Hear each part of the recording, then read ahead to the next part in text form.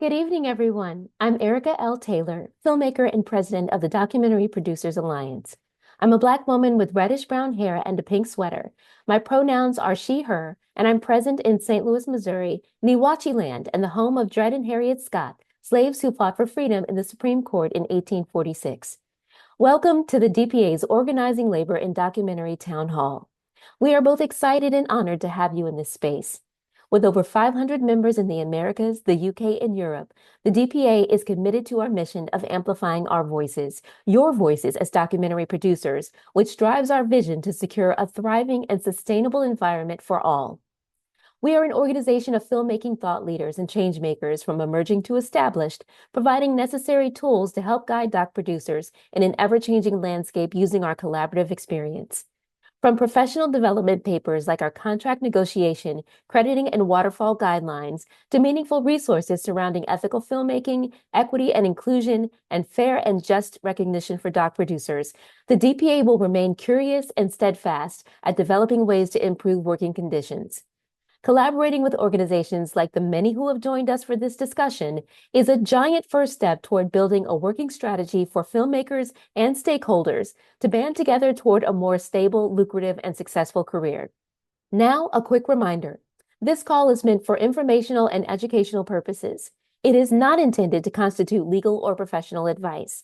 The views expressed do not necessarily reflect the views of any organization or entity here, but it is a space where we want everyone to feel safe and included. We ask that you come to this group willing to listen, learn, and hold space. Thank you for joining us. And now, here's Chelsea. I'm an individual with short, curly, graying brown hair, wearing a gray top against a light purple Documentary Producers Alliance digital background. A bit about me, I previously worked for a decade as a TV and film coordinator in IATSE USA 829 in New York City. I was a committee member for our 2024 negotiations with the Alliance of Motion Picture and Television Producers, and I joined the DPA in 2021. When the DPA became a 501c3, the Union Research Subcommittee, who's hosting this event right now, was tasked with continuing research into pathways for documentary producers to form a union. In 2023, when the WGA went on strike, we created a media union landscape educational seminar for our members and a subsequent speaker series, during which we met with Producers Union, Communication Workers of America, WGA East, and Emergency Workplace Organizing Committee. This was to learn more about each organization's unionizing work and where documentary producers could fit in. The journey to unionize doc producers is complicated, as many of you know. We need to answer questions like, who are we negotiating with across the table? Who is paying into our healthcare and benefits plan? How do we navigate doc producers' legal classification underneath the NLRB? This is all at a time when the National Labor Relations Board lacks a quorum, cannot currently even hear cases on unfair labor practices, union representation, or issue decisions. Through our research, we realized that we could not address these issues within our subcommittee alone. This is an incredibly challenging time for unions in the US specifically. The administration has enacted the most egregious union busting tactics nationwide. So what can we do? And we're here to build connections and get organized. We had over 300 registered attendees for this town hall. This turnout is evidence not only of the decades of work already accomplished by many of you here today, but also of a wildly growing desire and need to organize the documentary field. There are far more experienced and knowledgeable people than myself in this Zoom today, and I am so grateful to learn from y'all and continue to shape ideas, build goals, and win protections for documentary workers industry-wide. With all of that, I'm going to pass to Michelle, whose brilliant idea it was to have this town hall in the first place. Michelle? Thanks, Chelsea. Hi, everyone. I'm Michelle Moy, she, her. I'm located on the unceded territory of the Ramaytush peoples in the San Francisco Bay Area. I'm an Asian woman wearing a black shirt, and I have my dark hair in a bun against a dark purple DPA background. My expertise does not come from a labor organizing background, but in my experience as an independent producer and media worker in the commercial and local TV space, and in the last 4 years in documentary. And I joined the DPA in 2022 to find guidance and community in this very beautiful but precarious field, and also in very critical times. And one of the subcommittees that I ended up joining was union research. Um, and I wanted to find solutions that could lead us to a more sustainable and equitable future. So in the subcommittee, we realized that so many organizations were doing similar work and interested in improving the conditions in our field, but we're often doing so in silos. And so the challenges and information that we're finding is not always shared, often due to capacity. Um, and so, in the spirit of organizing, we thought it would be great for all of us to convene first as a touch base for our field, so that all documentary workers, especially those who are not in subcommittees, leadership, or are traveling and attending events, get to know who's out here and what everyone is working on as it pertains to labor, health, and sustainability. Hence the theme of today, the state of organizing labor in documentary. What are the different states that we are in? And secondly, our larger goal beyond this town hall is to create a coalition to work on some smaller scale but tangible benefits, like in healthcare. Before I throw it back to Chelsea, I just want to say this event is a byproduct of all the research, white papers, conversations, blood, sweat, and tears that have taken place already. Whatever you have written or spoken about, I probably have read it, watched it, or have it bookmarked in the midst of of this labor education journey. So thank you for the work done thus far, and I will turn it back over to Chelsea.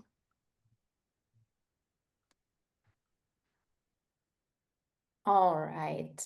I'm just going to quickly go over our agenda.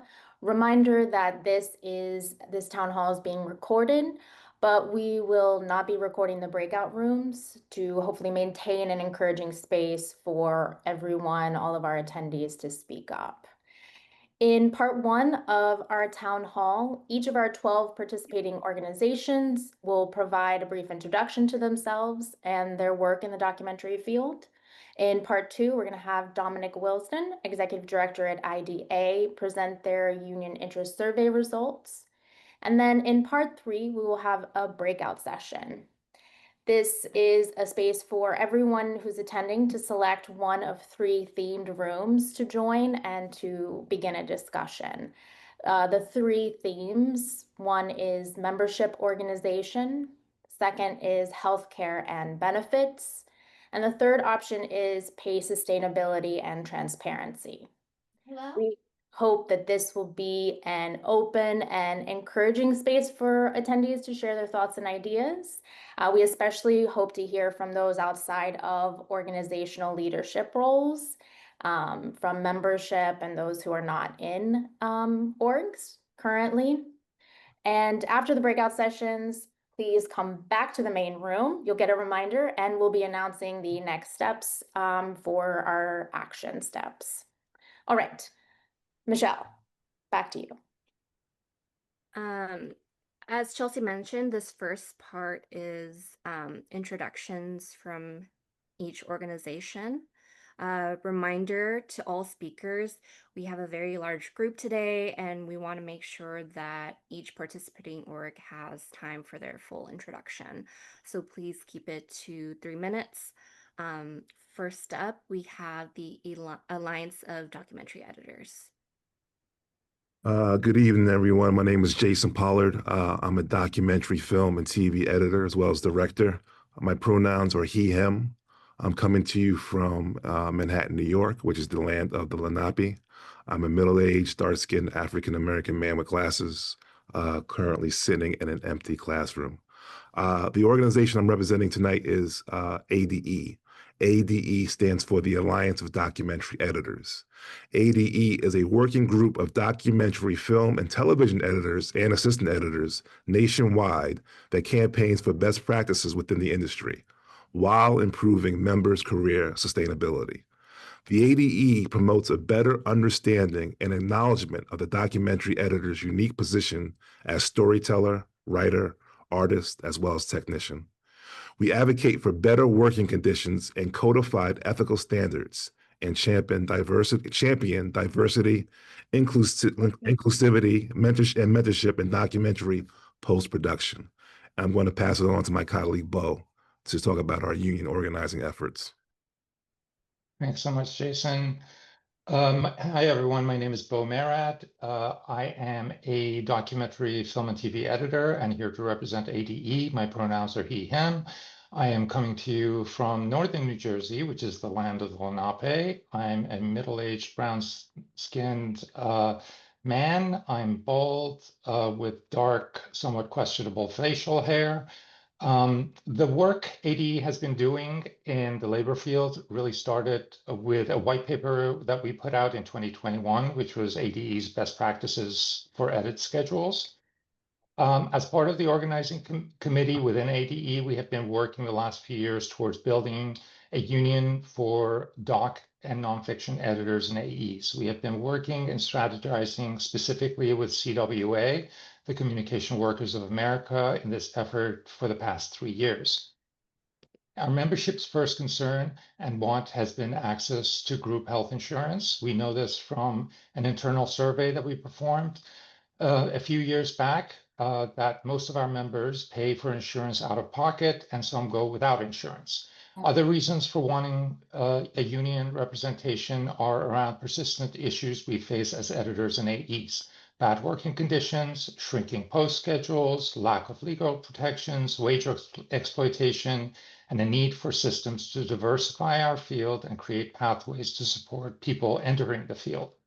That said, our unionizing effort has been somewhat stymied in the last year because, like many in our industry, our members have been hit with diminishing employment prospects as the industry at large goes through major changes, as well as the current administration's vehement anti-union efforts. And with that, I'm going to pass it to the next organization.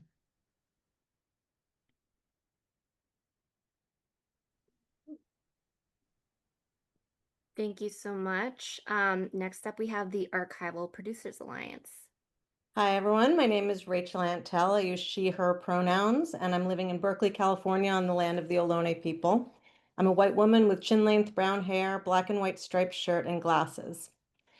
So Jen, Steph, and I co-founded the APA in 2023 as a way to bring archival producers together.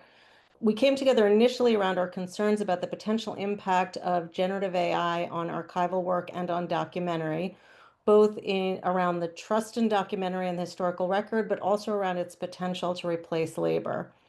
As we started speaking with one another, we quickly realized how siloed most of us were within the field. And we understood that many of the issues that we struggled with individually were actually quite universal. So we designed the APA in part as a place to address those concerns. And a few highlights from the last few years are we published a guide for filmmakers about how best to work with archival producers to improve the understanding of what we do within the field, what expectations we bring to a job, and how to create the most mutually beneficial situation. We also conducted and internally released a pay survey to help us understand the rates that people were charging at different stages of their career, whether or not archival producers were ever getting health benefits, and how people were being paid, whether it was on an hourly, daily, weekly, or annual basis. And with that, I'll turn it over to my colleague, Steph Jenkins. Hi, I'm Stephanie Jenkins, she, her, calling in from Brooklyn on the land of the Lenape people. I'm a woman in my 30s with long brown hair wearing a vest and a green t-shirt. To continue on, at the APA, we believe having a strong community is an essential part of a sustainable career. We support our members by holding quarterly coffee chats with themed breakout rooms for archival producers to share tips, questions, and concerns. And we host a speaker series that has included speakers like E&O insurers and reps from the WGA East. Also, we are working on concrete solutions that will help our members get jobs in a very, very tough time for documentary labor. We're setting up a directory of APA members so they're easy to find. And to address high cost of licensing, we've approached archives themselves. And with our collective power of 570 members, we've negotiated special deals that are exclusive to APA members. This gives members value added that they can bring up in job interviews and jobs themselves, and it further professionalizes our field. To you, Jen. Hey, thank you. I'm Jen Petroselli. I use she, her pronouns. I'm coming to you from Berkeley, California, on the land of the Ohlone people. I'm a white, middle-aged woman with my hair pulled back, wearing glasses. Some other things that we've been working on as part of the Archival Producers Alliance is advocating for membership eligibility for archival producers in the Television Academy as well as the PGA, as well as advocating for awards recognition for archival work and archival producers at film festivals and through industry organizations. Much of our work over the past 3 years has been looking at how generative AI is impacting our field, both in terms of the labor of filmmaking team, as well as that of the archives that support so much of our work. And as far as actionable next steps, excuse me, we're continuing to advocate for internal transparency and open communication among production teams around the use of generative AI in documentary films. We've published guidelines around the use of this new technology in docs, along with a companion toolkit of hands-on resources, including a series of case studies. These serve as a way to demystify how filmmakers are using Gen AI, and we hope the resources will help inform the field, as well as create a shared language to use as we move forward as an industry. Thank you so much.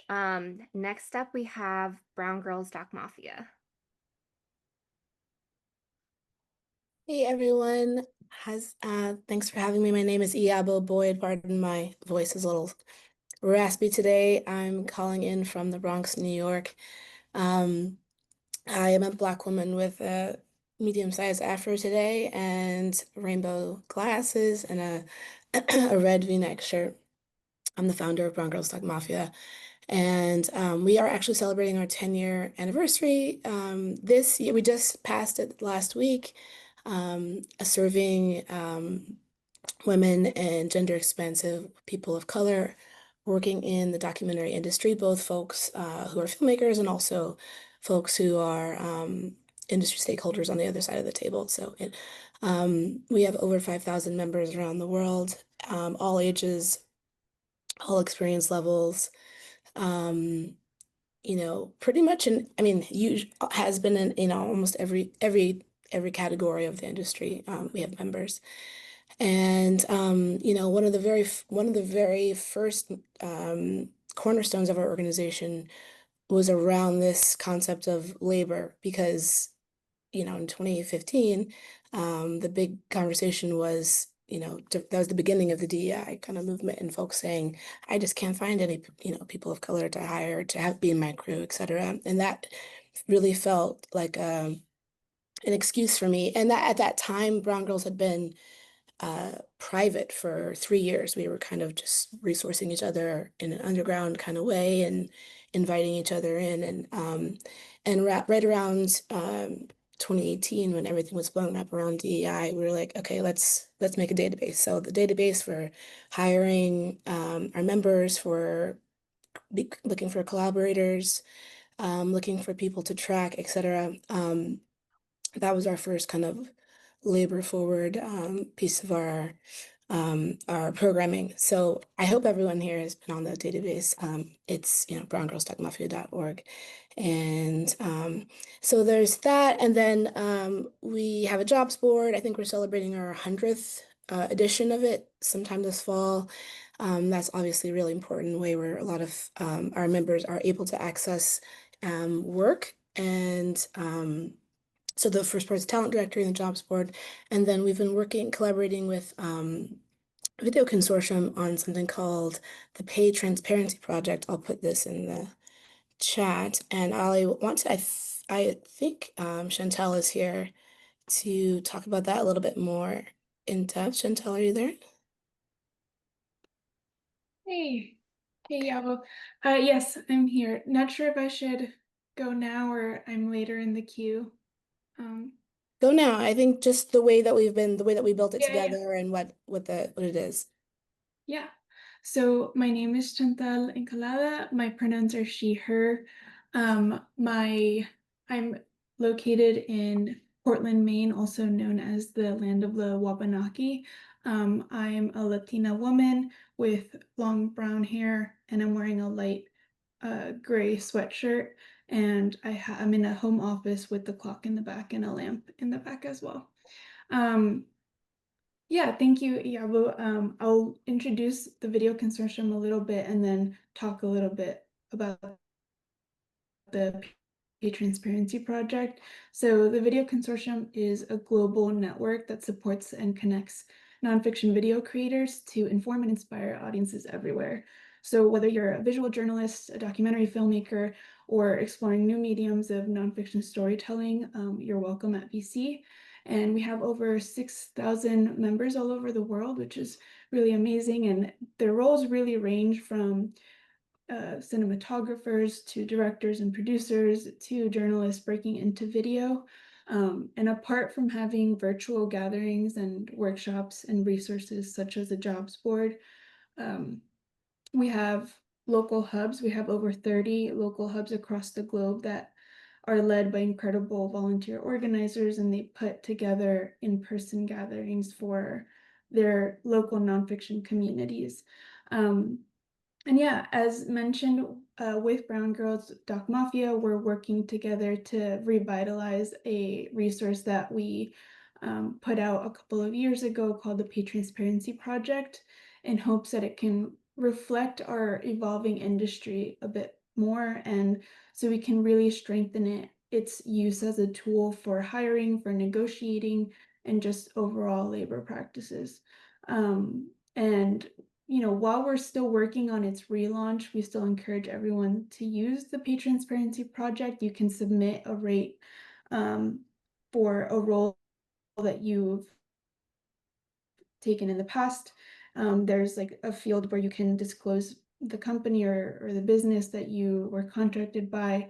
And you can also spread the word about it so that more people know. But also, we're welcome to ideas, feedback that you may have, because we want to hear how it can be most useful in its, rebirth. And I think the other great thing about being part of this conversation, and thank you, DPA, for inviting us, is that all of these organizations here have put out such incredible guidelines and resources and have done such incredible work to further the conversations about fair labor practices. So I think this resource, its relaunch, and this conversation comes at a really great time. So thank you again. And yeah, open to feedback and open communication about this resource. And apart from Pay Transparency Project, VC just conducted a survey to better understand the landscape for independent video creators in general. And we're still coming through responses and whatnot, but it's evident that it's not sustainable. So we're hoping that we can work together to make that a better result for the future. And I will kick it to, I believe, the Documentary Cinematographers Alliance. Thanks. Hi, my name is Claire Major. My pronouns are she, her. I live in Oakland, California on Muwekma and Ohlone land, and I am a 43-year-old white woman with brown eyes, short, dark brown hair with increasing amounts of gray, and a green shirt in front of a blurry IKEA bookshelf. The Documentary Cinematographers Alliance is a community of professional documentary cinematographers working together to elevate our craft, improve our career sustainability, and promote visibility and recognition of the collaborative nature of the work we do. We advocate for fair wages, inclusive hiring practices, and safe working conditions for all, and have released a set of guidelines for how we recommend directors and producers can collaborate with their cinematographers. The DCA has participated in panels and workshops with Doc NYC, Union Docs, the IDA, Video Consortium, and Sundance, and holds monthly virtual meetups for our members. As cinematographers, we span the threshold between above-the-line creatives and below, below-the-line craftspeople, often serving as the go-between for directors, producers, crew, and even film participants. We have skin in the game. And I'm going to hand it off to my colleague, Raphael Roy. Hi, all. My name is Raphael Roy. My pronouns are he, him. I live in the Catskill Mountains of New York on ancestral lands of the Mohican and Munsee Lenape peoples who have stewarded the area for generations. I am a Filipinx American man with long black hair, and I'm sitting in a small wooden cabin. I'm part of the steering committee for the DCA. We're at the beginning of our journey to explore unionized membership, and in the meantime, I wanted to highlight what our membership is facing at the moment. Camera work in the age of corporate documentary filmmaking has become a relentless physical and mental challenge. Behind every breathtaking image lies a cinematographer pushing themselves to the limit, handling heavy gear, chasing moments in extreme conditions, and working endless hours, often without proper rest. Despite our dedication to our craft, this industry still lacks basic safeguards and standards to properly protect and compensate those behind the lens. Until this period of industry contrition, we faced unsustainable workloads compounded by a race to the bottom that led to burnout, chronic pain, and in too many cases, long-lasting physical and mental trauma. We celebrate the art of visual storytelling, but we also need to confront its pitfalls. Camera people are not machines. We are artists and athletes of endurance. We're here in solidarity and hope our colleagues recognize our labor and help us codify a culture where creativity does not come at the expense of our health and humanity. Despite and in fact because of current industry-wide challenges and uncertainties. We're working in an era of shrinking freedoms, and as political and corporate interests align, the space for independent storytelling narrows. Our livelihood depends on the freedom to press, record, and hold space for hard truths. So when we talk about organizing, we're not just fighting for fair pay or shorter days. We're also here in solidarity to defend the conditions that make honest images possible. We believe in rejecting a scarcity mindset and in working together for a sustainable, humane industry. Our hope is that our documentary community can rise and adapt quicker than the world shifting around us. Awesome. Thank you so much, DCA. Next up, we have Documentary Participants Empowerment Alliance. Hello, I'm Margie Ratliff from the DPEA. My pronouns are she, her. I'm visiting Boston, which is I believe is the ancestral land of the Pawtucket. And I'm a blonde with short hair to my chin, a blue sweater and I'm in a comfy armchair. The Documentary Participants Empowerment Alliance, we are a small but mighty organization. We came together after making the film Subject, which is about how you take care of the people in your documentaries, and decided that we needed more care and more resources for filmmakers and people in documentaries, our participants. So we are a small organization, but we work very hard. And we consist of Lainey Krause Taddeo as well as Paula Bernstein. So far, we have been working with mental health coordinators on one side, as well as lawyers on the other side, to really bring care and personal resources, one-on-one resources for participants. We've also been making amazing resources with the nonprofit Pieces Loud. Stephanie Palumbo, specifically from Pieces Loud, our first one was a question list for participants. Thank you, Lisa. was a question list for participants, where many participants don't know really what they're getting into when they come into a documentary. They might think, oh yeah, people get Netflix famous or whatever it is, but this gives them questions that they can ask about compensation, about consent, about mental health care, about security and safety for their family, about the impact campaign. Um, that, as well as we just dropped a couple days ago a duty of care template for filmmakers, so that once they go through the question list and they create their consent calendars with their participants, they can work with their participants to do a duty of care plan that will take them the whole life of the film and beyond, as a way to continue communication and care. So that is live on the Pieces Loud website now. It's called Shine a Light. Um, and we're really excited about it. So with organizing, while a union doesn't make sense for documentary participants, because we all come from, I'm a documentary participant, so I understand this. We come from lots of different walks of life and have different goals and dreams for the reasons why we tell our stories. A guild actually could be a better option for us in the future, providing resources, providing community, providing healthcare, those kinds of things for people who are in documentaries. So that's really what we've been up to. Lady Krause Taddeo is on our call, but she wanted me to just explain the organization. So we're very excited to be here and hear what everybody has to say. So I'll pass it on to the next organization. Thanks so much, Margie. Just quick reminder, everyone, please try to keep it to 3 minutes. I know we have a lot of information passing on, but we want to make sure we get through everyone. Next is Freelance Solidarity Project. Hi, my name is Serena Toros. My pronouns are she, her. I'm a light-skinned Latino woman, and I have long brown hair, and I'm wearing a black top.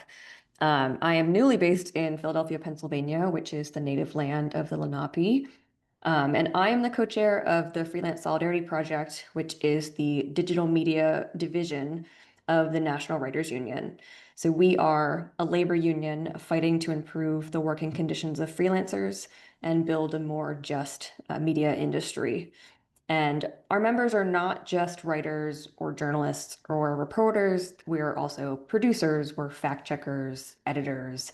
We work in social media, we work in audio. My background's in podcasting.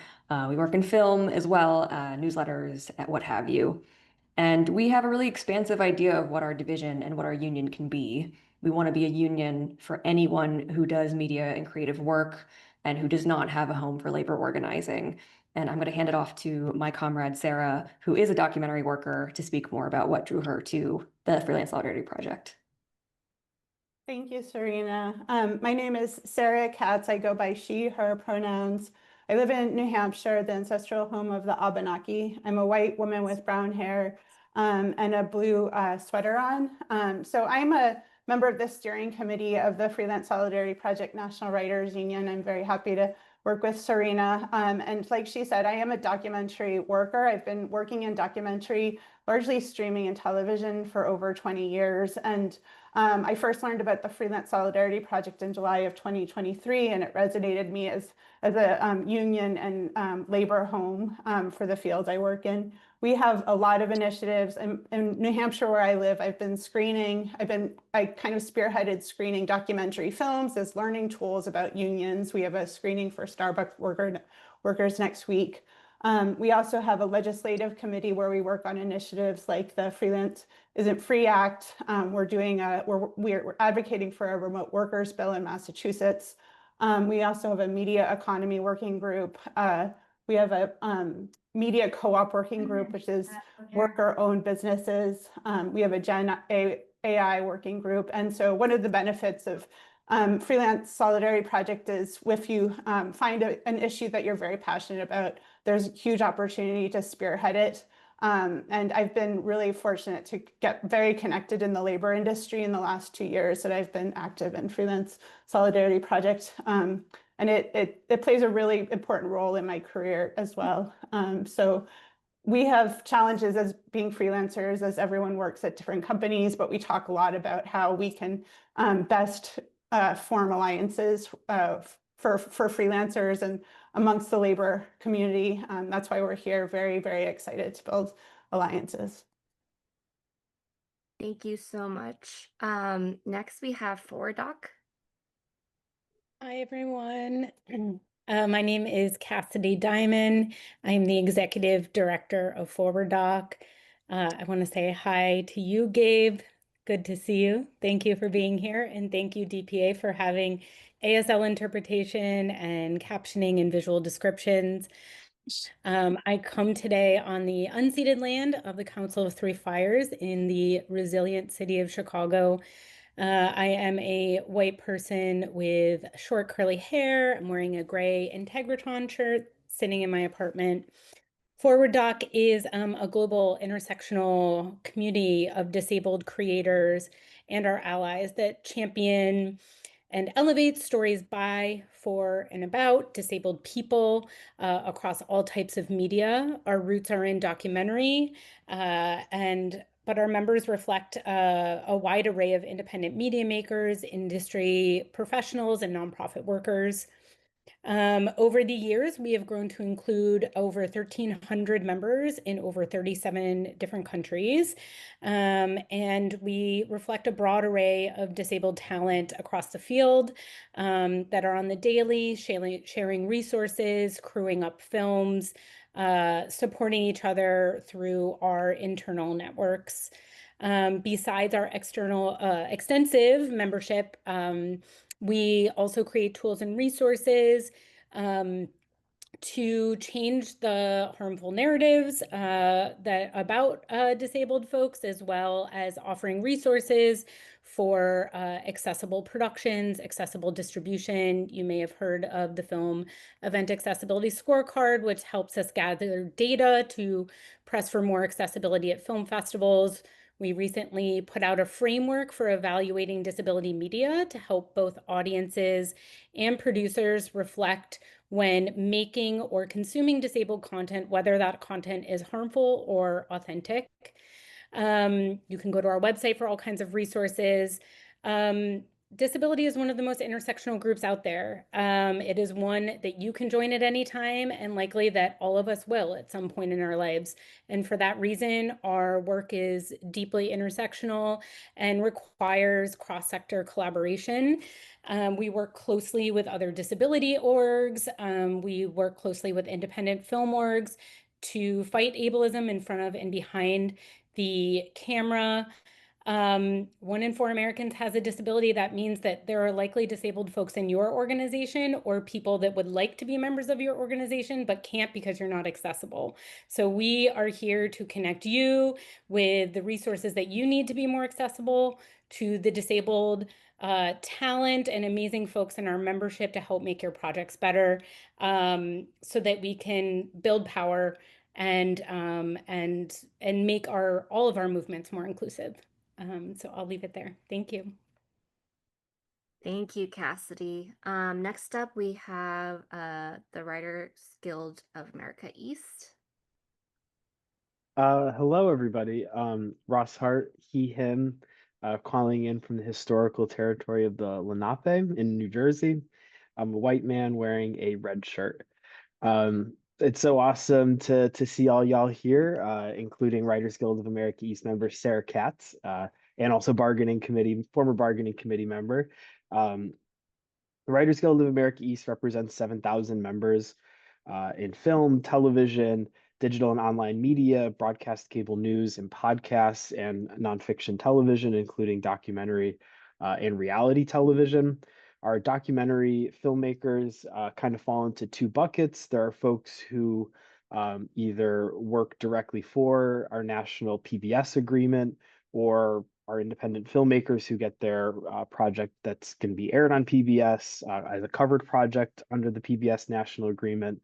And then folks who work in documentary production companies. We represent everybody from production assistants all the way up to showrunners at one of our shops, but mostly ending at like the producer, story producer level.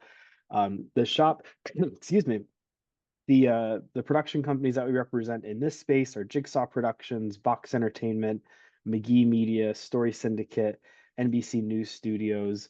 Am I missing anybody? Oh, and Story Syndicate, not sure if I mentioned them. And we're in the middle of contract negotiations for Radical Media to get them under contract. And one thing that all of those shops have in common is they participate in what's called the Entertainment Industry Benefits Plan, which is a portable healthcare and retirement plan that allows folks to, hopefully if they can bounce from these production companies from one to another, they can maintain the same health insurance. And these companies contribute to that plan. We're continuing to try to organize doc production companies in this space in both reality television and documentary television with the ultimate goal and hope of eventually having enough density that we can kind of mimic the scripted side of things and have a national agreement with the Alliance of Motion Picture and Television Producers. It's kind of the big dream goal, but for now we're going to continue to represent our folks in these shops and try to organize as many places as possible and get as many contracts as possible. And definitely, I'm going to put my email in the chat, and definitely feel free to reach out if you have any questions about the Writers Guild, organizing a production company, or if you work on a project that's going to air on PBS, on how that could possibly be covered. Thank you. Thank you so much, Ross. And next up, we have Freelancers Union. Hey everyone, thanks for having me. My name is Rafael Espinal and I'm the Executive Director of Freelancers Union. My pronouns are he, him, and I'm calling in from Brooklyn, the land of the Lenape. I'm a Latino with dark wavy hair and a beard and a denim shirt buttoned up to my neck because I'm trying to be cool. But we're a nonprofit organization that has been around for over 30 years, fighting for the rights and needs of the independent workforce. So whether you consider yourself a freelancer, an artist, or a self-employed professional, we're working to support you, and that includes documentarians as well. And we're best known for advocating for benefits for all workers while curating a suite of benefits designed specifically for freelancers. Health, dental, disability, and liability insurance, all at rates that make real coverage accessible for workers. And I encourage you all to explore our site at freelancersunion.org if you're looking for affordable insurance. And beyond benefits, we work to protect freelancers through advocacy and free resources. Just last year, we launched a free contract creator and a free legal clinic that gives you one-on-one consultations with an attorney if you're facing non-payment or contract issues.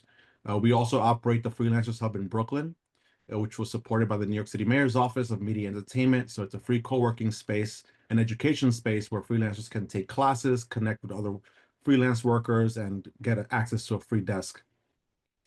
Advocacy is at the core of what we do, and it's my background. Before leading the union, I served over 10 years in the New York City Council and State Assembly, where I helped pass the original Freelancers and Free Act, working with the union. And that law makes it illegal for clients to fail. It makes it illegal for clients that fail to pay freelancers on time, and it requires them to write contracts, guarantees payment within 30 days, and it gives freelancers the right to file a complaint and recover double damages. If they can recover double damages if they have to go to small claims court and fight their case. It's now law in New York. It's law in the state of Illinois, in the state of California, in the city of Seattle. And I want to thank NWU and the Freelance Solidarity Project, who have been amazing allies through that fight. So if you'd like to learn more about what we do, our services, they're all free, they're all accessible. You can go to our website, freelancersunion.org, or email us at advocacy@freelancersunion.org. Thank you. Thank you so much. The next two presentations that we have are pre-recorded messages. And first, we will start with the Global Impact Producers Alliance.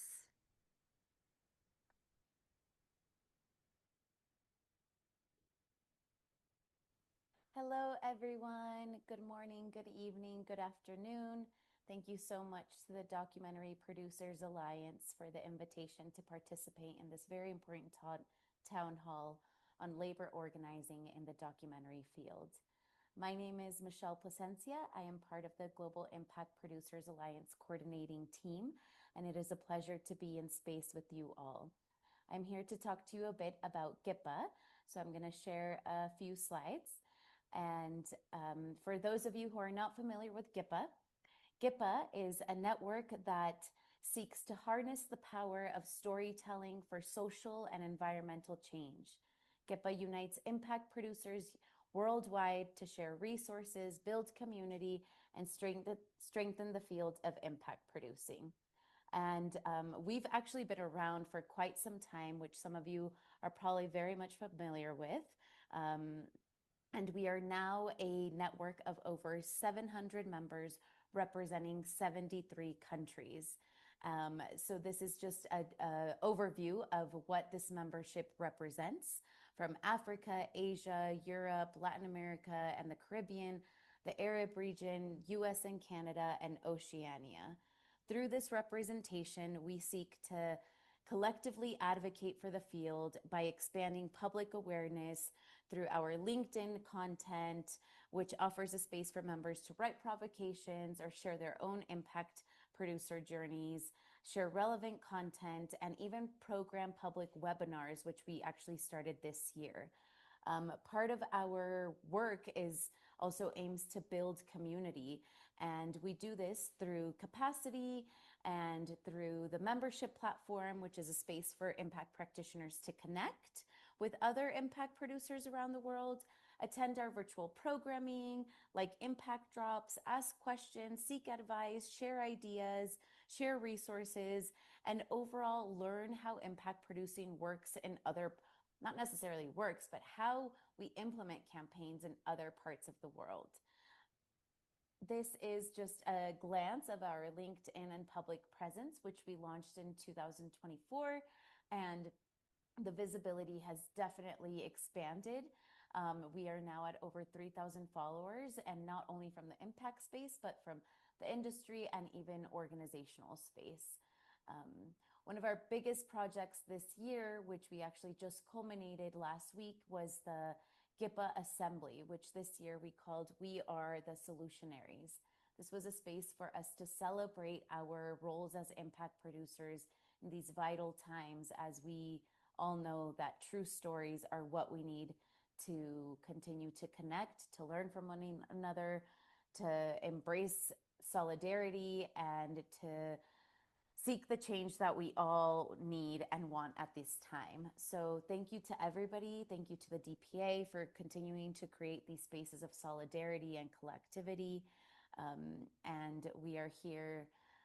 We offer GIPA as a space for you all. Please look out for our next projects, which include an updated impact field guide, expanded regional labs and gatherings. We are always open to collaborations, to more ideas, and to continued growth of our community and amplification of the work of the impact producers. Thank you so much, and I hope you enjoy the rest of the town hall. Awesome. And next, we have a pre-recorded presentation from the TV Industry Human Rights Forum.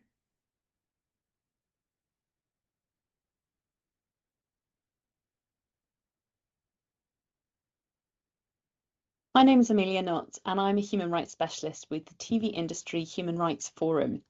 Now, the forum was set up by 4 UK broadcasters back in 2017 to understand the human rights risks in the making of TV. We now have 5 members: BBC, ITV, Sky, NBC Universal and Channel 4. And what we do is we take a human rights lens to TV production, which involves identifying all the different groups that might be at risk of harm. So we've identified 8 distinct groups that we think need attention, and within each of these there will be some who are at greater risk than others. So there are performers, which includes child performers. There are subjects, participants and contributors, which may include vulnerable people or those whose story or appearance may make them more vulnerable, such as becoming a target of online campaigns. There's crew, which includes freelancers who may be experiencing precarious work. Ancillary workers. Now, these are people who provide the essential services without which a TV production cannot happen, but who are often invisible: cleaners, security guards, drivers, caterers, maintenance folk, and so on. Post-production workers, which includes people in other countries who may be tasked with doing some of the work. And our recent research on this group found that because they're at the end of the process, they often have very limited time and budget, which leads to very problematic working conditions.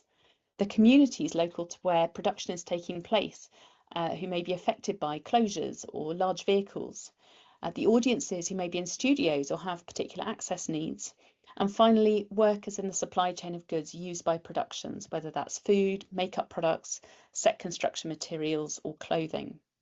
Now, I conduct research with these groups to understand the types of harm good practice looks like. This is then shared among the members and published for others in the industry to access. So recent projects have looked at post-production workers and those providing cleaning, security and driving services to TV. I then develop resources and tools to support broadcasters and productions to embed better practice, and we run events for those in the industry to discuss the challenges and dilemmas that they face.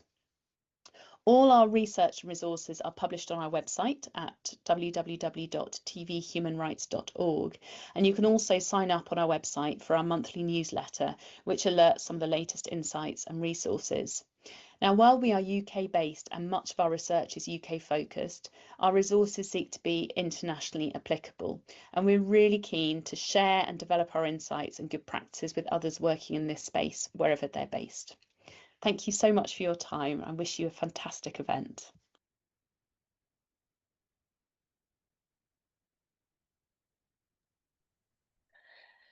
Thank you everyone for sharing. Just wanting to highlight that this is a small sampling of the amazing work that these orgs and many other orgs, even here in this room, are doing in the doc space.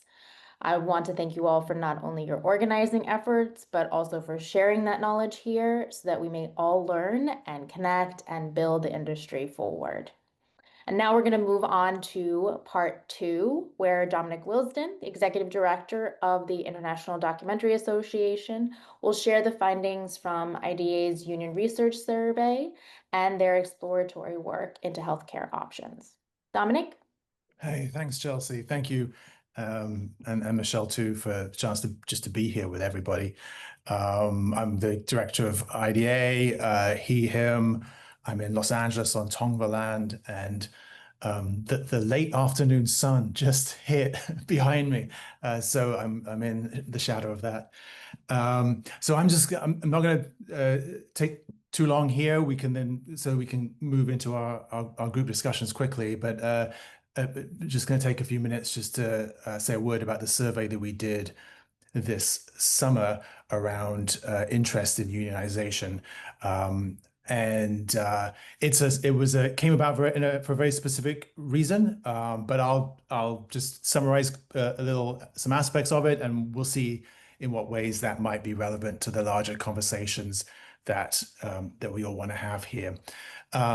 So why did we do the survey? How does it come about? I mean, IDA is a membership organization. I mean, I've been here about 20 months or so, and in many ways, I think IDA historically has been an organization with a membership program rather than a membership organization. So I very much wanted to see how we could enhance the benefits, the value of being a member of IDA in ways that meet the needs and interests of documentary makers. I mean, most of the IDA members are documentary makers. I should say we have members in 50 states and 75 countries right now. The survey was just for US members, and I'll get to that in a second. Part of the reasons for being an IDA member are this party community, party support for advocacy, but it's also about services. And so we've been looking at different ways in which we could add professional services for filmmakers, looking at insurance. I think we're launching access to production insurance next week, legal services, a little bit on the model of the Authors Guild. That's been a little bit of an inspiration for us. And then when it came to thinking about the what it would mean to partner with a union to provide services, we are a unionized workplace. We have the partnership with CWA, Communication Workers of America. So the starting point for me was to think about how that partnership could have an additional dimension that was about maybe channeling some benefits that unions can provide to a combined membership, if you like. More specific, the starting point was my awareness that the CWA, the News Guild of CWA, has a freelancers unit. The Pacific branch has a freelancers unit based in San Francisco. So, I was super interested in those of you who speak a moment ago about what it takes to form a freelancers union. That was a starting point for me in this. And I kind of took that to the CWA local here in Burbank, and I would say they didn't shoot it down as an idea, but they didn't like rush to explore it either. But we did agree to draft together a survey to IDA members and also to lapsed members. So to see what would where the connection might be and what the IDA members were thinking about. So here's a summary of the survey, and then then we can move into our discussions. These are some results, not an interpretation. It's not all the numbers, but just what might be relevant to the group's discussions. This group. So invited members and lapsed members, about 6,000 invitees. They got 2 invitations. It was only up for 2 weeks. We got 300 respondents, which is 5% of those invited. Okay, so the question, is that low? It's not. It's lower than the response to our general surveys about IDA membership, but it's in line with specific topics that we survey members around. So it's not so different from how that tracks. Geography of the sample really maps to IDA members in the US, 44% California, 21% New York, and then other states less than 5%.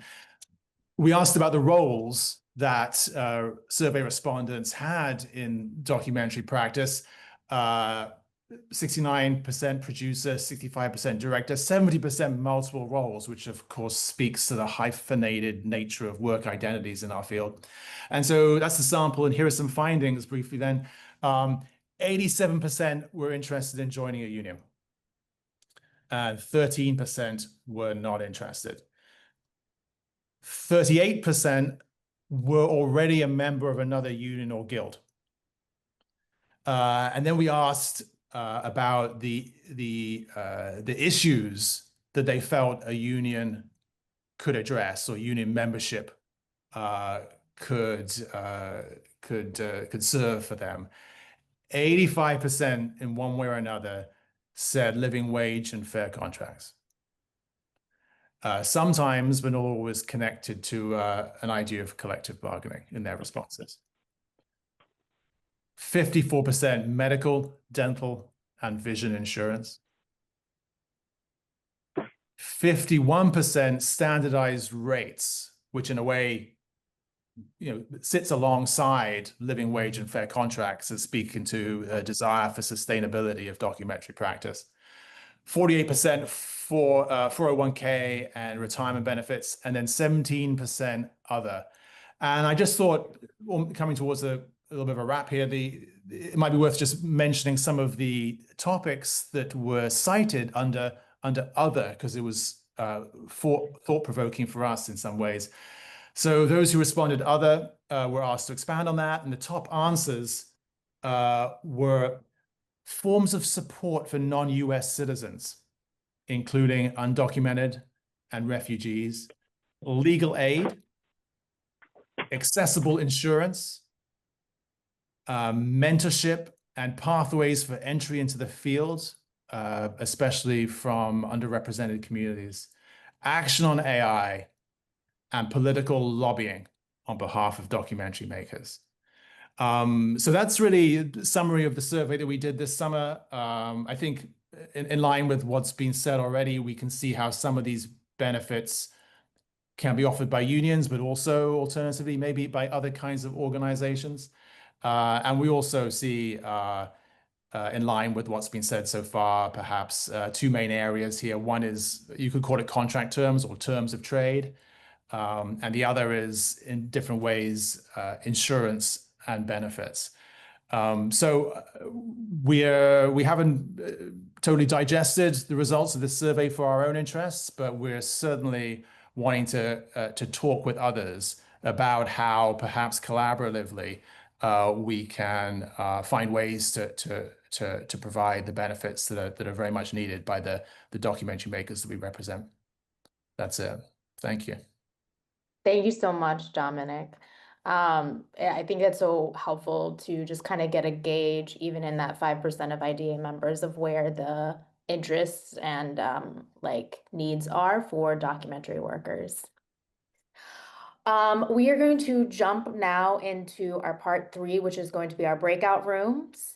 Remember that there are 3 themes that you can choose from. You can go into whichever room, and we will have multiple rooms for each topic discussion because we have so many people who have luckily attended.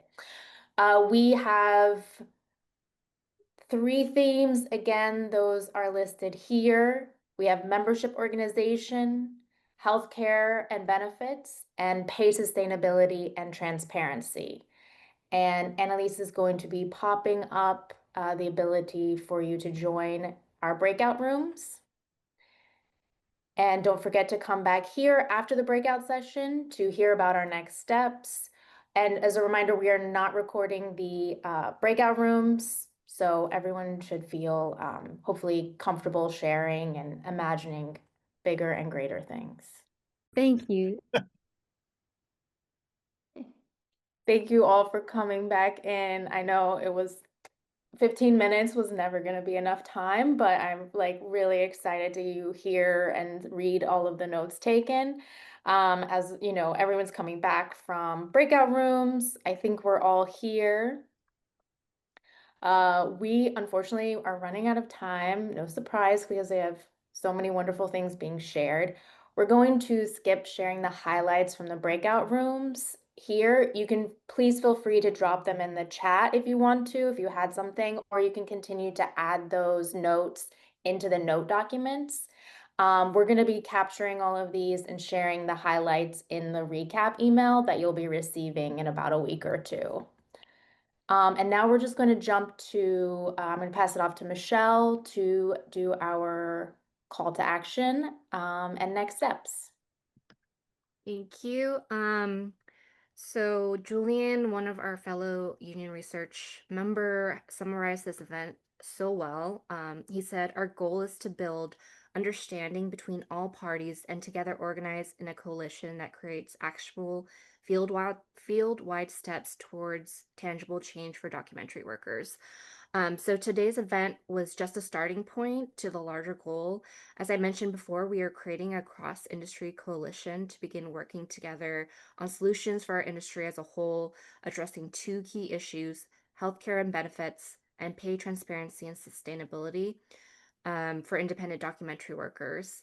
We call on organizations that have participated today and their members, as well as any organizing allies, to come on board. This work will begin early next year, 2026. For more information, please see the Google form, which will be linked in the chat if you're interested in joining or just want to stay informed.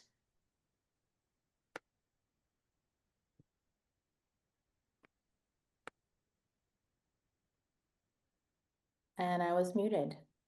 Okay, in the next week or two, like we said, we'll send a recap and resources email to everyone who registered to the event. This will include links to all our participating organizations and the resources that they shared. We'll also have the highlights from our breakout rooms, a link to this town hall recording as well, and information on how to stay in touch and how to join the coalition. This is a giant endeavor to do this cross-industry coalition. We have so much work to do. There's many clarifying questions and discussions to have as we deal with both US issues as well as a global and international situation in the landscape. But there are many hands here, as we've seen, and I want to thank you all for joining and participating in today's event. And hold, please. Yes. Yes. Ross Hart from WGA East would like to make one last ask before everyone hops off. Oh, thank you so much, Michelle. So this is a solidarity ask that I wanted to share with this group. Like I mentioned, we're currently in first contract negotiations with Radical Media for the producers there. We likely will be circulating like an industry-wide petition to get them to negotiate or to finalize a fair contract there. So be on the lookout for that, as well as on November 20th. This is documentary adjacent, but we're also negotiating a first contract with ITV America to cover the shows Alone, Pawn Stars, and The First 48. We're going to be having a rally outside the ITV America office in Midtown on November 20th, which also we would love to have folks, if you're in the tri-state area, come out to that. We'll share information about that as well. Thank you. I just dropped our survey in the chat. Please take time and complete it, fill it out.